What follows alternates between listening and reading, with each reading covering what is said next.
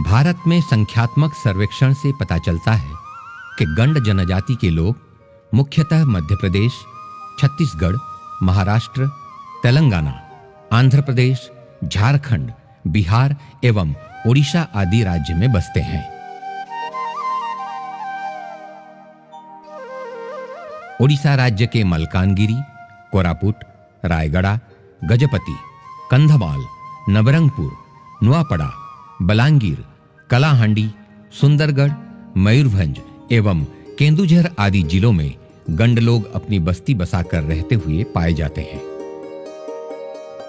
केंदुझर जिले के पर्वतांचल में स्थित समतल इलाकों में गंड लोग केंदुझर व चंपुआ उपखंड में रहते हुए देखे जा सकते हैं। प्रायः गंड लोग शिकार के साथ-साथ मौलिक पद्धति से कृषि व ग्रामीण आधारित कार्य कर जीवन व्यतीत करते थे।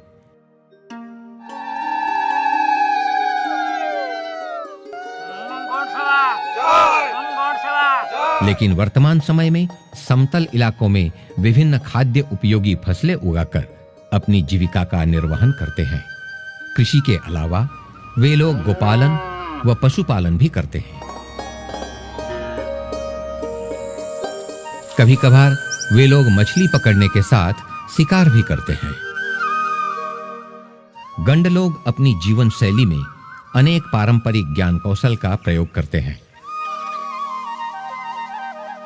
वे प्रकृति से ही ये सभी ज्ञान कौशल सीखते हैं और पीढ़ी दर पीढ़ी ये ज्ञान कौशल आगे बढ़ते रहते हैं।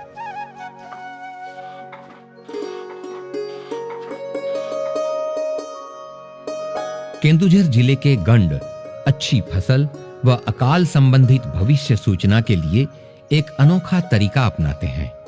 प्रतिवर्ष धान की खेती से पहले वे अपने सब्जी के बाग में एक तरह का साग बुनते हैं जिसका नाम है माछा साग।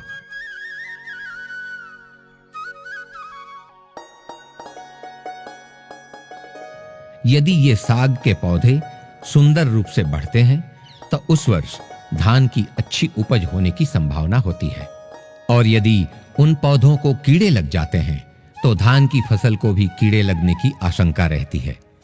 और यदि यह साग के पौधे जल जाने जैसे हो जाएं या मुरझा जाएं तो उस वर्ष अकाल पड़ने की संभावना होने का अनुमान होता है।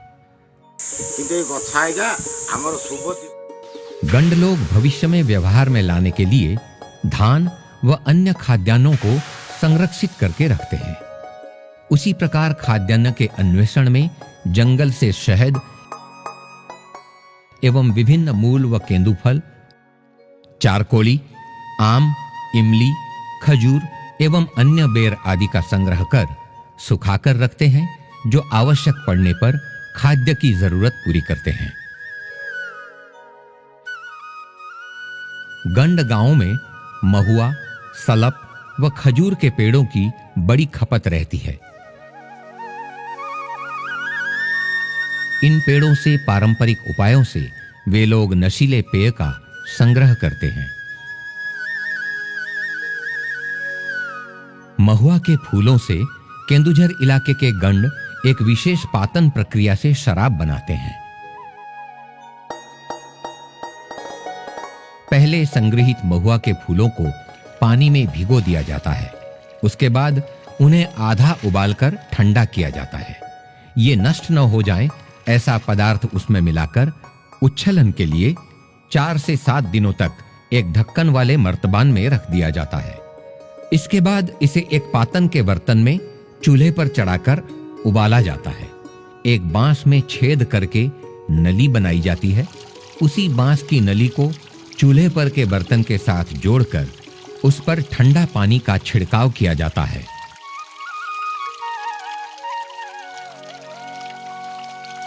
जिससे उस नली के रास्ते उस बर्तन से निकल रहा भाप ठंडा होकर पानी में परिवर्तित हो जाता है एवं उसी नली के साथ एक और बर्तन को जोड़कर उस नशीले पेय को संग्रहित किया जाता है।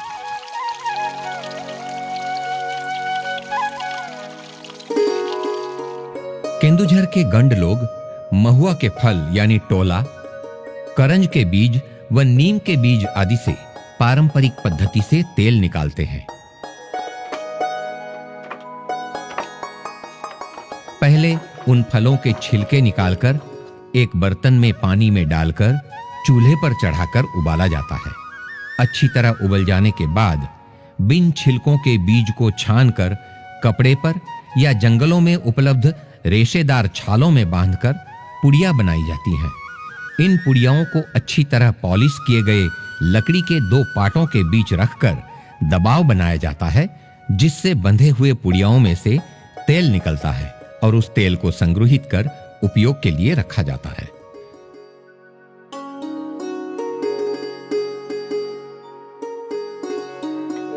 गंड लोग अस्वस्थ होने पर अथवा विभिन्न रोगों के उपचार के लिए उपलब्ध स्थानीय औषधीय पौधों व जड़ी बूटियों पर भरोसा करते हैं। स्थानीय वैद्य साधारणतः ताड़पत्र की पोथी में लिखित चिकित्सा तथ्यों पर निर्भर होकर विभिन्न रोगों के इलाज के लिए प्राकृतिक उपाय से औषधि प्रस्तुत कर विधिवत रूप से उसका सेवन करने का परामर्श देते हैं। अन्य जनजाति के लोगों की कला की भांति गंड जनजाति की चित्रकला उनकी संस्कृति व लोक कथाओं पर आधारित होती है। गंड चित्रकला में प्रायः जनजाति के लोगों की जीवन शैली का चित्रण देखने को मिलता है।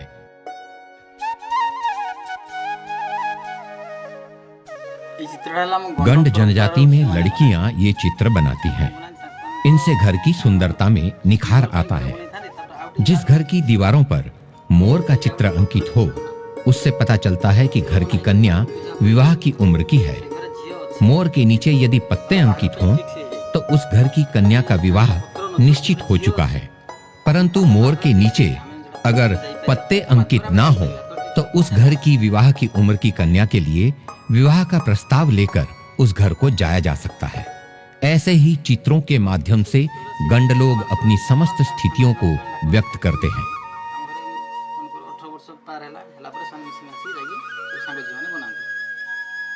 ऐसा विश्वास किया जाता है कि गंड चित्रकला प्रकृति की पूजा के लिए होती है। ये सुंदर चित्र उत्तम भाग्य का पथ प्रदर्शक के रूप में कार्य करने के साथ साथ कोई अमंगल होने से भी बचाते हैं। जितने भी गंड हैं, सभी अपने घर के आगे दीवारों पर अपने अपने गोत्र देवताओं के चित्र अंकित करते हैं। 3 देव गोत्र के देवता के रूप में बाघ, 4 देव के देवता कछुआ, 5 देवों के बाज, 6 देवों के हाथी एवं 7 देवों के देवता नाग, इस तरह छवि अंकित की जाती है। हमेशा इन सब चित्रों के अंकन में हम प्राकृतिक रंगों का प्रयोग करते हैं, जो जंगल से संग्रहित किए जाते हैं। जंगल से हमें संपर्क अधिक।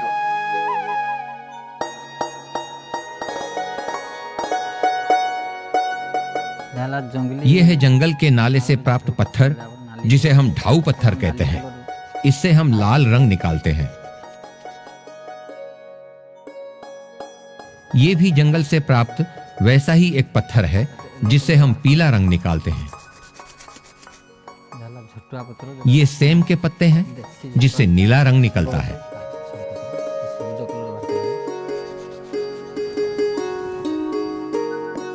साल की लकड़ी व कोयले से काला रंग निकालते हैं।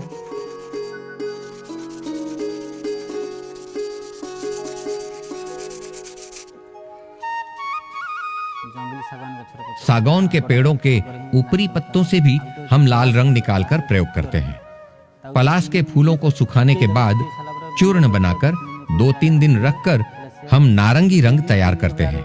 इस चूर्ण को अधिक दिन रख दिया जाए तो इससे लाल रंग निकलता है। पलाश के पेड़ की जड़ों से भी रंग तैयार किया जाता है। स्थानीय वृक्षों एवं जीव जगत, देवी देवताओं, उनके द्वारा मनाए जाने वाले उत्सवों, लोक कथाएं एवं पुराणों की कथाओं को आकर्षक चित्रकला में प्रस्तुत करने के साथ साथ विभिन्न कहानियों को भी चित्र रूप देना उनकी चित्रकला में प्रतिफलित होता है।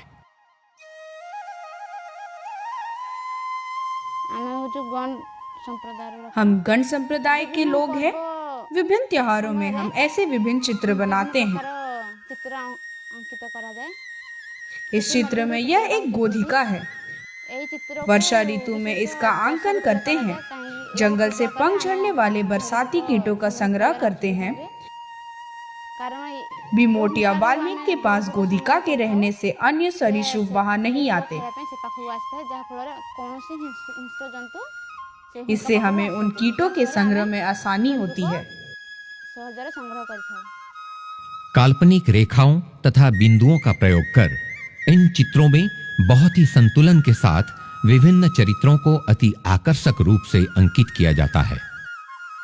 चित्रों की मौलिकता के साथ वर्णनात्मक रूप में पक्षी, उड़ते सर्प, जीव जंतु, वृक्ष इत्यादि भिन्न-भिन्न अनोखे अंदाज में नजर आते हैं। गंड लोगों के हृदय से अभिव्यक्त ये चित्रकला उनके घरों की दीवार पर सुशोभित होने के साथ-साथ वर्तमान समय में उन्हें कैनवस व मोटे कागजों पर अंकित किया जाता है। ये चित्र देश विदेश में बहुत मात्रा में पसंद किए जाने पर वर्तमान की युवा पीढ़ी इस कला को पेशा बनाकर अपनी जीविका का निर्वहन करने में सक्षम हुई है। यह प्राचीन जनजाति चित्रकला भारत के महान इतिहास व परंपराओं का स्पष्ट प्रतिरूप है।